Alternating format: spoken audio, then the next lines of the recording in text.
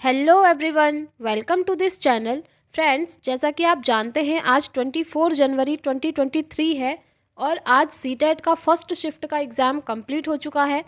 तो फ्रेंड्स, आज के फर्स्ट शिफ्ट में जिन टॉपिक्स से क्वेश्चन पूछे गए हैं ना, उन टॉपिक्स को लेकर के मैंने ये क्वेश्चंस आप लोगों के लिए बनाए हैं। तो ये क्वेश्चन की सीरीज़ आने वाले स्टूडेंट्स के लिए, जिनका भी आने वाले शिफ्ट में एग्ज़ाम है, उनके लिए काफ़ी हेल्पफुल रहेगा। तो इस वीडियो को आप एंड तक ज़रूर देखिएगा। इसमें वही क्वेश्चन नोट किए गए हैं फ्रेंड्स, जो आज की शिफ्ट में जिन टॉपिक से क्वेश्चन आए हैं। ठीक है, तो इन क्वेश्चंस को आप ज़रूर देखिएगा। तो चलिए स्टार्ट करते हैं। सबसे पहले सीडीपी डिस्कस करेंगे एंड देन ईवीएस डिस्कस करेंगे। सारे ही सब्जेक्ट्स देखेंगे। ठीक है, तो आज का सीडीपी का देखिए फर्स्ट क्वेश्चन। निम्नलिखित में से बच्चों का निःशुल्क और अनिवार्य शिक्षा का अधिकार अधिनियम 2009 दिव्यांग बच्चों के अधिकारों को डैश तक निःशुल्क शिक्षा के लिए सुनिश्चित करता है। देखिए फ्रेंड्स, आंसर बताने से पहले आपको थोड़ी चीज़ें और बता दूं। इस बार सीटेट में जो क्वेश्चन बन रहे हैं ना, पहली बात वो काफ़ी लेंदी बन रहे हैं। दूसरी बात, इस बार के जो क्वेश्चन है पिछली बार की तरह बहुत इजी नहीं बन रहे हैं, मतलब टू द पॉइंट नहीं पूछ रहा है। इस बार जो क्वेश्चन है ना, वो आपकी अंडरस्टैंडिंग बेस्ड क्वेश्चन आ रहे हैं, आपकी समझ पर आधारित क्वेश्चन आ रहे हैं। फॉर एग्जाम्पल, जैसे यही क्वेश्चन आप ले लीजिए।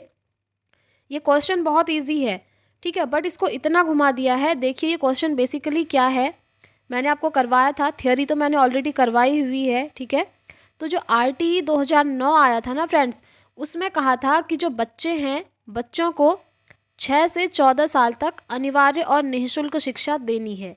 ठीक है, यानी कि फ्री एंड कंपलसरी एजुकेशन देनी है 6 से 14 साल तक बच्चों के लिए। और उसी में ये भी कहा गया, अगर कोई बच्चा दिव्यांग है तो दिव्यांग बच्चों को देनी है 6 से 18 साल तक फ्री एंड कंपलसरी एजुकेशन। मतलब दिव्यांग बच्चों के लिए 4 साल बढ़ा दिया गया है। ठीक है, तो यही क्वेश्चन पूछा है। इसका राइट आंसर हो जाएगा 6 से 18 वर्ष तक। ठीक है, चलिए नेक्स्ट क्वेश्चन देखेंगे।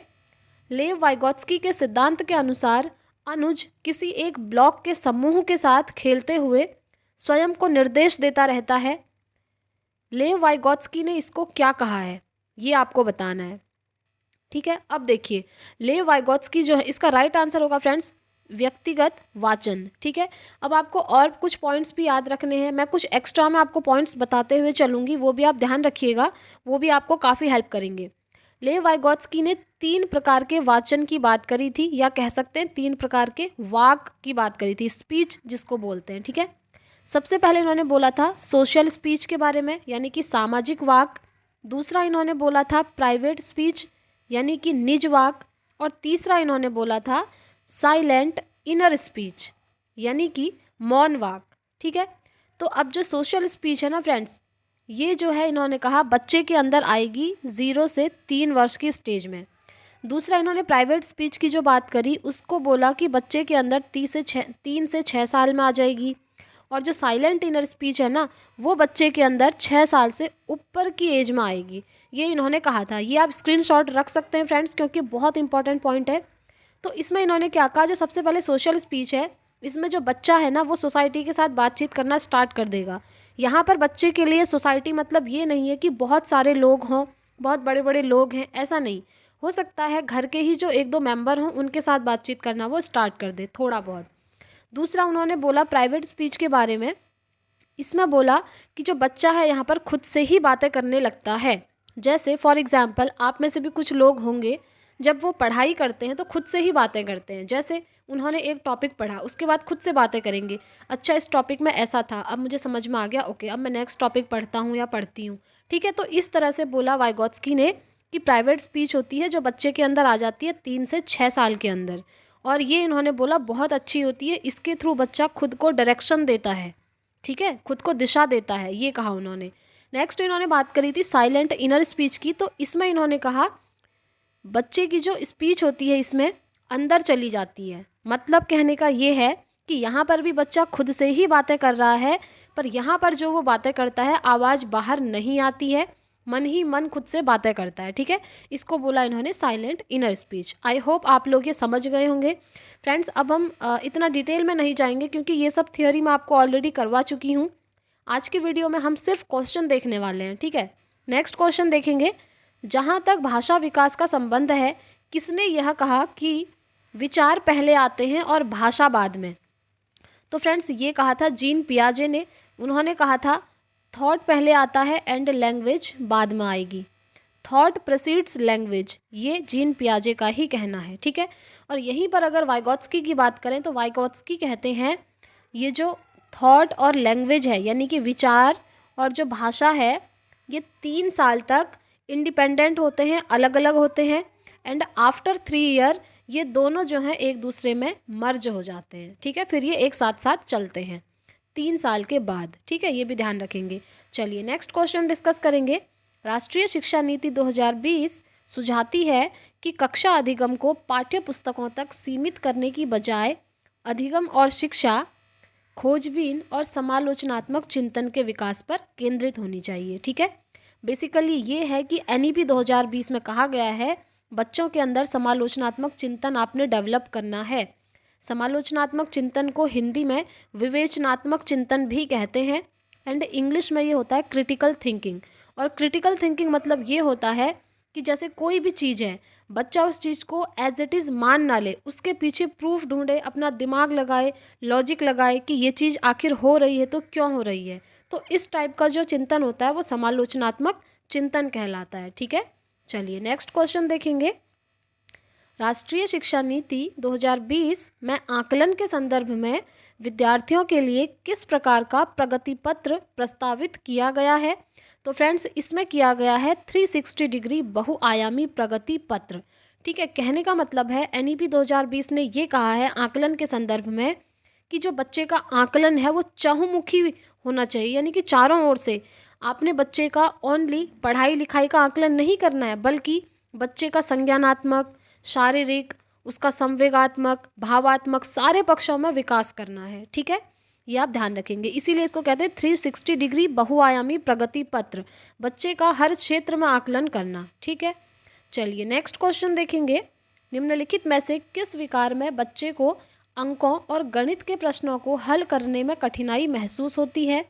तो फ्रेंड्स अगर किसी भी बच्चे को गणित में कोई भी चीज़ सॉल्व करने में प्रॉब्लम हो रही है तो उसको होगा डिसकैलकुलिया, ये आप ध्यान रखेंगे, ठीक है। अब ऐसे ही बहुत सारे अधिगम विकार हैं फ्रेंड्स, जैसे ये है डिसकैलकुलिया, इससे अदर होता है डिसलेक्सिया, एक होता है डिसग्राफिया, डिसफेजिया, अफेजिया, डिसप्रैक्सिया, अप्रैक्सिया। तो ये सारे मैंने आपको करवाए हैं फ्रेंड्स, एक सिंगल वीडियो में मैंने आपको ये सारे लर्निंग डिसऑर्डर यानी कि सारी अधिगम अक्षमताएं करवाई हैं। आप वो सिंगल वीडियो ज़रूर देखिएगा, अगर वो आप देखेंगे तो आपके सारे ही ये कॉन्सेप्ट क्लियर हो जाएंगे, ठीक है। जैसे यहाँ पर गणित की बात करी थी, अगर यहाँ पर आ जाता कि बच्चों को अगर पढ़ने में कठिनाई हो रही है तो उनको क्या होगा, तो वो होता है आपका डिसलेक्सिया, ठीक है। और अगर बच्चे को लिखने में प्रॉब्लम आ रही है तो वो होता है फ्रेंड्स डिसग्राफिया। ये सब आपको ध्यान रखने पड़ेंगे, ठीक है। चलिए अभी हम क्वेश्चन देखने वाले हैं। नेक्स्ट है निम्नलिखित में से निपुण का फुल फॉर्म क्या है। देखिए फ्रेंड्स ये आंसर बताने से पहले मैं आपको एक चीज़ बता दूं, ये जो टॉपिक है ना निपुण भारत, इस बार सीटेट में ये नया टॉपिक है, पहले तक इस टॉपिक से कभी क्वेश्चन नहीं बने हैं, इसीलिए 4 या 5 दिन पहले मैंने इस टॉपिक के ऊपर निपुण भारत मिशन करके एक मैंने टॉपिक आपको करवाया था, एक वीडियो डाली थी, लगभग 2 या 2,500 स्टूडेंट्स ने वो देख ली है।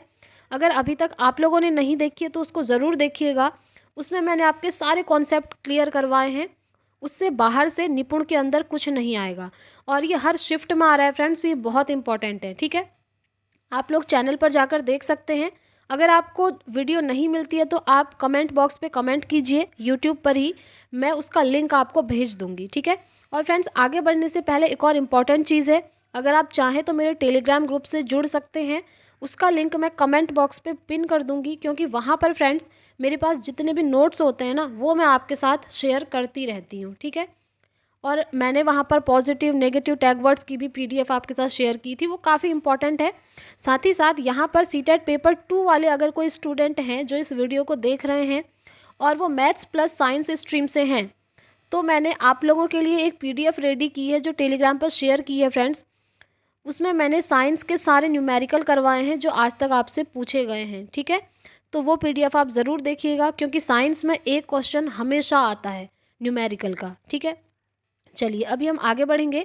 ईवीएस में भी मैं आपको कुछ इंपॉर्टेंट चीज़ें बताने वाली हूँ, इसलिए वीडियो में एंड तक बने रहिए और जो चैनल पर नए हैं फ्रेंड्स, आप चैनल को सब्सक्राइब कर लीजिए, क्योंकि आने वाले शिफ्ट में जिनका भी एग्ज़ाम है एंड जो अपकमिंग सीटेट आएगा इसके बाद, उसकी भी प्रिपरेशन मैं बहुत अच्छे से करवाने वाली हूँ आपकी। ठीक है, तो चलिए देखते हैं।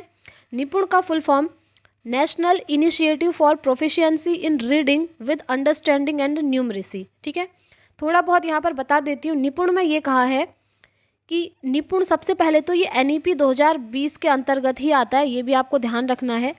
तो निपुण भारत में ये कहा गया है कि बच्चों की रीडिंग स्किल्स को आप इम्प्रूव करो, और साथ ही साथ रीडिंग स्किल के साथ उनकी अंडरस्टैंडिंग भी बेहतर होनी चाहिए और न्यूमरेसी आनी चाहिए बच्चों को। कहने का मतलब है थोड़ा बहुत संख्या का ज्ञान हो जाना चाहिए बच्चों को। ठीक है, एंड इसमें बात करी गई है ग्रेड 3 तक के स्टूडेंट्स की। फ्रेंड्स, डिटेल्ड वीडियो आप देख सकते हैं, चैनल पर अवेलेबल है। नेक्स्ट क्वेश्चन, निपुण भारत मिशन कितने वर्ष के बच्चों पर ध्यान देता है? तो ये देता है फ्रेंड्स 3 से 9 वर्ष के बच्चों पर। ठीक है, चलिए आगे बढ़ेंगे। सतत एवं समग्र मूल्यांकन का प्राथमिक उद्देश्य क्या है? देखिए फ्रेंड्स, सतत एवं समग्र मूल्यांकन ना वही है CCE, जिसे इंग्लिश में बोलते हैं कॉन्टिन्यूस एंड कॉम्प्रिहेंसिव इवैल्यूएशन। ये टॉपिक मैंने आपको इतने अच्छी तरह से करवाया था, जिसने भी वो वीडियो देखी होगी ना, उसका ये कॉन्सेप्ट एकदम क्लियर हो गया होगा। आंसर होगा फ्रेंड्स, छात्रों की समझ को आंकना और पाठ्यक्रम तथा शिक्षा शास्त्र को इसके अनुसार रूपांतरित करना। ठीक है, अभी हम इसका डिटेल में नहीं जाएंगे, आप ज़रूर उसे देखिए। FA और SA जो आपका रचनात्मक मूल्यांकन और योगात्मक मूल्यांकन है ना, वो आप पढ़ के जाइएगा, क्योंकि उससे भी क्वेश्चन बन रहे हैं। ठीक, नेक्स्ट क्वेश्चन, राष्ट्रीय पाठ्यक्रम रूपरेखा 2005 यानी कि NCF 2005 के अनुसार बच्चे ज्ञान के निर्माण में सक्रिय भूमिका निभाते हैं। ये भी कहते हैं कि लर्निंग विदाउट बर्डन, बिना बोझ के बच्चों को शिक्षा देनी है, और बच्चा जो है सक्रिय होना चाहिए, एक्टिव होना चाहिए। नेक्स्ट क्वेश्चन, शिक्षण अधिगम प्रक्रिया की अवधारणा करते समय राष्ट्रीय पाठ्यचर्या की रूपरेखा 2005 निम्न में से किसके महत्व पर बल देती है? तो वो बल देती है फ्रेंड्स सक्रिय जुड़ाव और बातचीत पर। ठीक है, चलिए नेक्स्ट क्वेश्चन देखेंगे। वैयक्तिक विभिन्नताओं का प्राथमिक कारण क्या है? वो है फ्रेंड्स आनुवंशिकता एवं पर्यावरण के बीच जटिल पारस्परिक क्रिया। ठीक है, इंडिविजुअल डिफरेंसेस। चलिए नेक्स्ट क्वेश्चन है, एक बच्चे में दूसरों की नीयत और अच्छाई को समझने की योग्यता है, यह बुद्धि के किस स्वरूप को दर्शाती है? तो ये दर्शाती है फ्रेंड्स अंतरावैयक्तिक बुद्धि को। ठीक है, ये आपको ध्यान रखना है। इसे इंग्लिश में बोलते हैं इंटरपर्सनल इंटेलिजेंस, इंटरपर्सनल इंटेलिजेंस। ठीक है, देखिए फ्रेंड्स, ये क्वेश्चन आया है बेसिकली हार्वर्ड गार्डनर का जो बहुबुद्धि सिद्धांत है ना, उसके अंदर से। हार्वर्ड गार्डनर ने 8 प्रकार की बुद्धि बताई थी, आपको याद होगा। ठीक है, तो उसके अंदर से एक बुद्धि है इंटरपर्सनल इंटेलिजेंस। इसमें होता है कि जब कोई भी व्यक्ति किसी दूसरे की भावनाओं को समझ पाता है, किसी दूसरे व्यक्ति को अच्छी तरह समझ पाता है, तो उसके अंदर होती है इंटरपर्सनल। और यहीं पर अगर क्वेश्चन ये आ जाए कि अगर कोई व्यक्ति खुद को बहुत अच्छी तरीके से जानता है, समझता है, तो वो होता है फ्रेंड्स इंट्रापर्सनल। ठीक है, इन दोनों में डिफरेंस आप ज़रूर ध्यान में रखिएगा, क्योंकि इसमें बहुत ज़्यादा कन्फ्यूज़न हो जाती है कभी कभी। चलिए नेक्स्ट क्वेश्चन देखेंगे। एक बच्ची की लिखाई में निरंतर कठिनाई का सामना करती है, उसे अक्षर बनाने और शब्दों के बीच अंतराल करने में चुनौती महसूस होती है, यह लक्षण किस अधिगम विकार की ओर इशारा करते हैं? तो देखिए फ्रेंड्स, मैंने ऊपर ही आपको बताया है जस्ट अभी, अगर बच्चे को लिखने में कठिनाई हो रही है तो उसके अंदर होगा डिस्ग्राफिया। ठीक है, ये इसका राइट आंसर हो गया। नेक्स्ट क्वेश्चन, एक अध्यापिका बच्चों को फ़ोन नंबर रटने के लिए फ़ोन नंबर के 10 अंकों को 3-4 अंकों के समूह में बांटकर याद कराना सुझाती है। ठीक है, जैसे मोबाइल है, मोबाइल नंबर आप सभी के पास होगा मोबाइल, तो आपका जो 10 डिजिट का नंबर होता है ना, तो उसको डिवाइड करके मतलब 3-4 अंकों के समूह में बांट करके याद करा रही है। तो अध्यापिका द्वारा सुझाई गई यह रणनीति क्या कहलाती है? ये कहलाएगी फ्रेंड खंडीकरण, क्योंकि वो खंडन करके उनको याद करवा रही है, अलग अलग पार्ट में डिवाइड करके। ठीक है, चलिए नेक्स्ट क्वेश्चन, NCF 2005 के अनुसार गलतियां इस कारण महत्वपूर्ण होती हैं। आंसर होगा, यह बच्चे के विचार को अंतर्दृष्टि उपलब्ध कराती हैं तथा समाधानों को पहचानने में सहायता करती हैं। ठीक है, देखिए फ्रेंड्स, NCF 2005 ने बच्चों की गलतियों को बुरा नहीं कहा है। ठीक है, ये आप ध्यान रखेंगे। उन्होंने बोला है गलतियां स्वाभाविक होती हैं, ये आप ध्यान रखेंगे फ्रेंड्स। ठीक है, ये बहुत इंपॉर्टेंट है। नेक्स्ट क्वेश्चन, राष्ट्रीय पाठ्यचर्या की रूपरेखा 2005 के अनुसार बाल केंद्रित शिक्षा शास्त्र में शिक्षा को किस प्रकार नियोजित करने की आवश्यकता है? तो आंसर है अभिरुचियों के अनुसार, यानी कि बच्चे की रुचियों के अनुसार उनको पढ़ाना है। ठीक है। नेक्स्ट क्वेश्चन, बच्चों में ज्ञान की रचना करने और अर्थ निर्माण करने की क्षमता होती है। इस परिप्रेक्ष्य में एक शिक्षक की भूमिका क्या है? तो उनकी भूमिका होगी एक निर्देशक की। ठीक है, चलिए आगे बढ़ेंगे। अल्बर्ट बंडूरा के सामाजिक अधिगम सिद्धांत के अनुसार निम्न में से कौन सा सही है? संज्ञानात्मक विकास सामाजिक विकास से स्वतंत्र है। ठीक है, जो आपका कॉग्निटिव डेवलपमेंट है वो सोशल डेवलपमेंट से इंडिपेंडेंट है, अलग है, स्वतंत्र है कह सकते हैं। देखिए फ्रेंड्स, अल्बर्ट बंडूरा की जो थ्योरी है ना, उसे आप अच्छे से पढ़ के जाना, इसके अंदर से और भी क्वेश्चन बन सकते हैं। जैसे अल्बर्ट बंडूरा ने जो थ्योरी दी थी उसका नाम है सोशल लर्निंग थ्योरी, यानी कि सामाजिक अधिगम सिद्धांत। सोशल लर्निंग थ्योरी, SLT, सामाजिक अधिगम सिद्धांत इसको बोलते हैं। ठीक है, ये आप ध्यान रखेंगे। इन्होंने एक बोबो डॉल एक्सपेरिमेंट किया था, तो उसके बेसिस पर क्वेश्चन बेसिकली बनते हैं। जैसे अल्बर्ट बंडूरा कहते हैं कि बच्चे के ऊपर प्रत्यक्ष एंड अप्रत्यक्ष दोनों तरीके से प्रभाव पड़ता है, और बच्चा अगर कोई भी चीज़ कहीं भी देख रहा है तो उसको ऑब्जर्व करके वो खुद भी उस चीज़ को सीख लेता है। ठीक है, ये कहा है अल्बर्ट बंडूरा ने। और इनकी जो थ्योरी है वो सबसे पहले SLT यानी कि सोशल लर्निंग थ्योरी के नाम से फेमस है, दूसरा CLT कॉग्निटिव लर्निंग थ्योरी के नाम से भी फेमस है, और तीसरा ऑब्जर्वेशनल थ्योरी। ये तीन नाम आपको याद रखने हैं। सबसे पहले ये व्यवहारवादी थे, बिहेवियरिस्ट थे, उसके बाद इनकी थ्योरी का नाम बदल गया और ये संज्ञानवादी हो गए, कॉग्निटिविस्ट बन गए जब इन्होंने बोला कॉग्निटिव लर्निंग थ्योरी। और उसके बाद यहाँ पर देखिए ऑब्जर्वेशनल थ्योरी, यानी कि ऑब्जर्व करके बच्चा सीखेगा, ये भी इन्होंने ही कहा है। तो ये तीनों नाम आपने याद रखने हैं। चलिए नेक्स्ट क्वेश्चन देखेंगे। एक अच्छे शिक्षक के रूप में व्यक्ति को बुद्धि परीक्षण जानने के बाद निम्न में से किस व्यवहार से बचना चाहिए? परिणाम के आधार पर कम बुद्धि वाले बच्चों का चयन कर उन्हें कठिन कार्य करने से रोकना, ऐसा नहीं करना चाहिए। ठीक है। नेक्स्ट क्वेश्चन है, बच्चों को संकेत देना तथा आवश्यकता पड़ने पर सहयोग प्रदान करना निम्न में से किसका उदाहरण है? तो फ्रेंड्स, ये होता है स्कैप फोल्डिंग इंग्लिश में।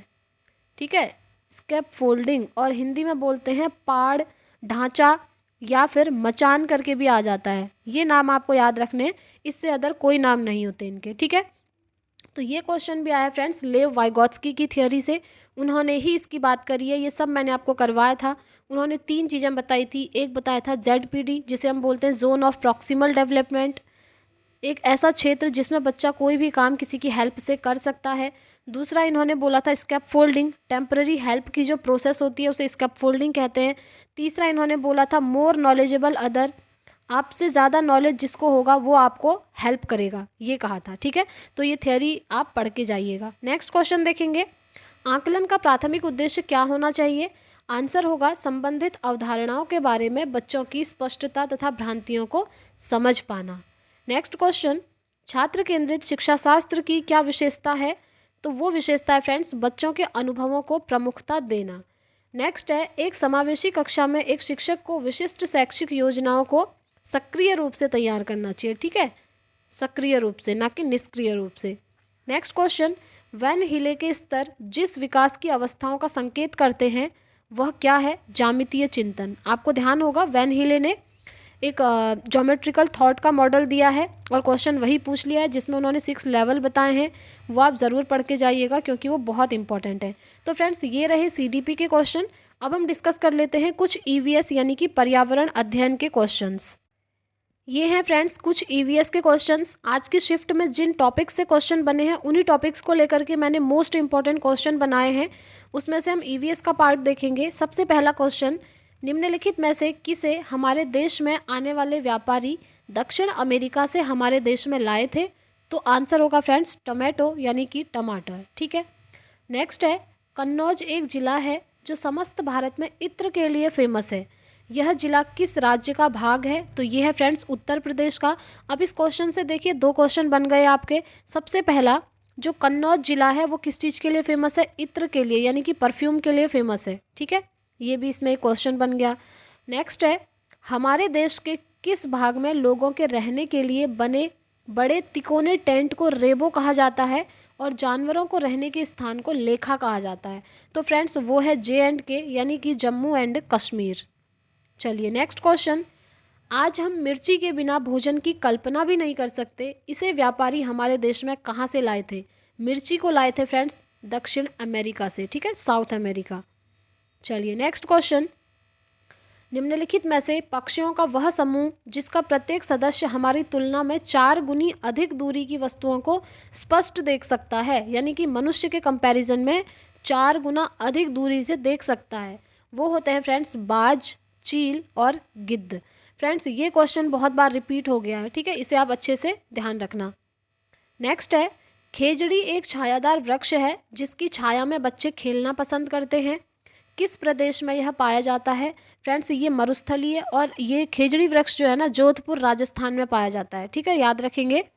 फ्रेंड्स देखिए मैंने सिर्फ एक वीडियो बनाई है अप्रॉक्स 5 मिनट की, उसमें मैंने आपके EVS के 3 टॉपिक करवाए हैं। वो मैंने 3 या 4 दिन पहले करवाए हैं और उसको कराने का रीज़न ये है कि इससे पहले हमने जितने भी एनालिसिस करे हैं सीटेट के उनमें रिपीटेड वो 3 टॉपिक से क्वेश्चन पूछे जा रहे थे, इसीलिए मैंने आपको वो करवाए और साथ में वो नोट्स आपके साथ टेलीग्राम पर शेयर भी किए थे। तो वो तीनों टॉपिक हैं फ्रेंड्स। पहला खेजड़ी वृक्ष है, दूसरा है घटपर्णी पौधा यानी कि नेपेंथीज जिसको हम पिचर प्लांट कहते हैं, और तीसरा है फ्रेंड्स रेगिस्तानी ओक। ठीक है, ये एक ही वीडियो में मैंने तीनों टॉपिक कवर किए हैं और इनमें से आप एक भी टॉपिक को स्किप मत करिएगा।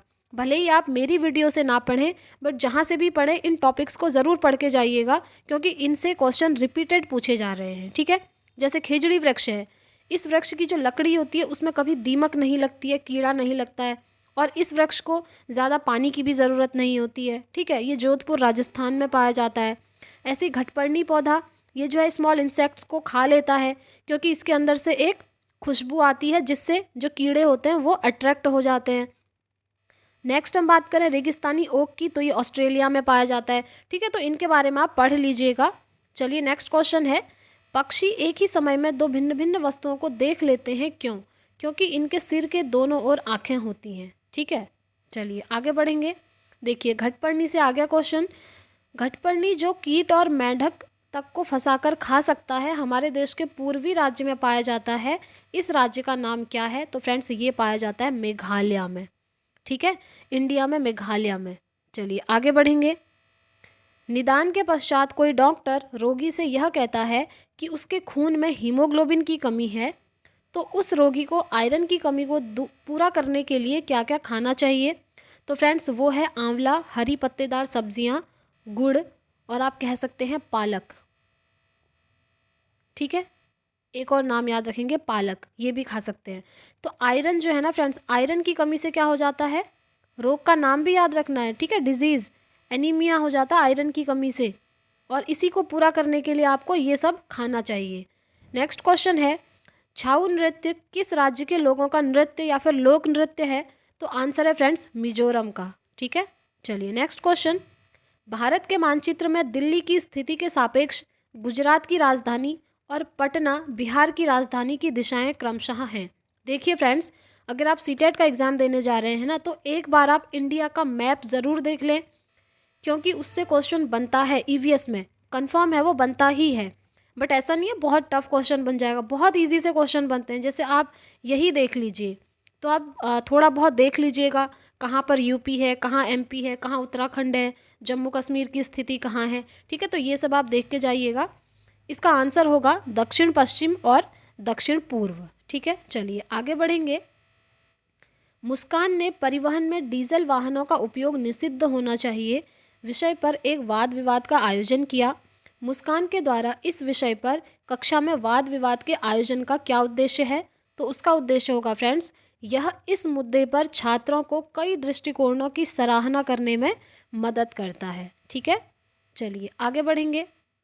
पुनीत ने अपनी कक्षा 5 के शिक्षार्थियों को मानव शरीर की एक रूपरेखा दी और उन्हें भोजन विषय पढ़ाने से पहले पाचन तंत्र को बनाने को कहा। तो पुनीत क्या करना चाह रहा है? वह पाचन तंत्र से संबंधित शिक्षार्थियों के विचारों को प्राप्त करना चाह रहा है। ठीक है, कि उन्हें कितनी चीज़ें पता हैं। फ्रेंड्स अगर आप साइंस स्ट्रीम से हैं ना तो आप, मुझे एक चीज़ याद आई, ये जो पाचन तंत्र है ये आप साइंस में ज़रूर पढ़ के जाना क्योंकि डाइजेशन वाले चैप्टर में यानी कि पाचन तंत्र वाला जो चैप्टर है उससे रिलेटेड बहुत क्वेश्चन बन जाते हैं। ठीक है, अब इस वीडियो में मैं आपको साइंस नहीं पढ़ा सकती, बट फिर भी एक क्वेश्चन आप लोगों को बता देती हूँ, क्योंकि हो सकता है वो क्वेश्चन आपके एग्जाम में आ जाए और आपका 1 नंबर बन जाए। जो डाइजेशन की प्रोसेस है ना, उसका सीक्वेंस आप याद रख लीजिएगा।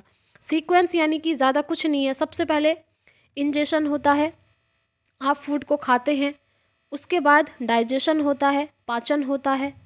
ठीक है, उसके बाद एब्जॉर्प्शन की प्रोसेस आती है, अवशोषण होता है। उसके बाद फ्रेंड्स एसिमिलेशन आता है, जिसे हम स्वांगीकरण कहते हैं। एंड उसके बाद इजेशन आ जाता है लास्ट। तो ये प्रोसेस साइंस वाले ज़रूर याद रखें, क्योंकि हो सकता है इस क्वेश्चन से आपका 1 नंबर कंफर्म हो जाए। ठीक है, पाचन तंत्र का पूरा ये क्या है, सीक्वेंस है।